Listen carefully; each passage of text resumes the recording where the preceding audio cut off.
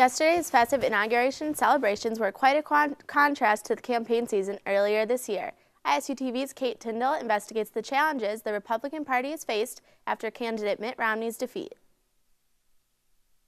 Campaigning and voting are over, but some are still analyzing the outcomes of November 6th and debating whether there are changes in store for the Republican Party.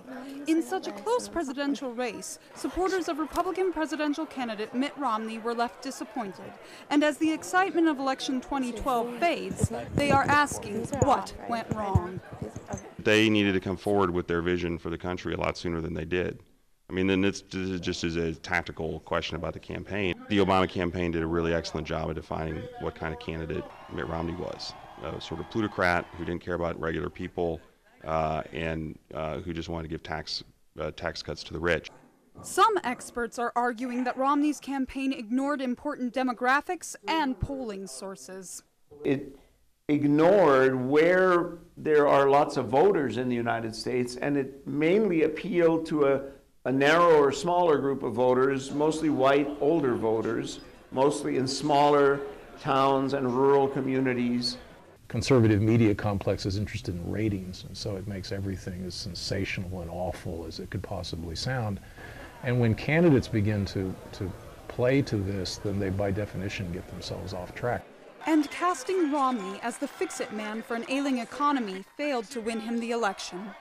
It was only at the end of the campaign that they came up with 5 points, and those points were not specific enough, really, to answer the question, well, really, how are you going to create more jobs? He won on, who do you think would do better on the economy? He won on who shares your values. But what he didn't win on was, is this candidate somebody who cares about you? But choice of candidate is only a portion of the discussion, and the possible reevaluation of the Republican Party platform has become the topic of heated debate. Should the Republican Party be reevaluating its party platform? And if so, how and why? Hopefully what this election teaches, the Republican Party is that, in the primary process, they really need to make sure their candidates don't get pulled that far right. We are going to have to find ways to have a better message as a party so that we're not clouded by the imaging, that once again we have our message of strong defense, free enterprise, and strong families. There may be changes in 2016, but that will really depend on who the nominee of the Republican Party is. In part, those platforms do reflect broadly some of the policy positions of the nominee. Others argue that changing the party platform is only one possible way of gaining votes. There's a real conflict between Republicans who say change nothing, turn out all of our voters and we'll win, and those who say we need to change.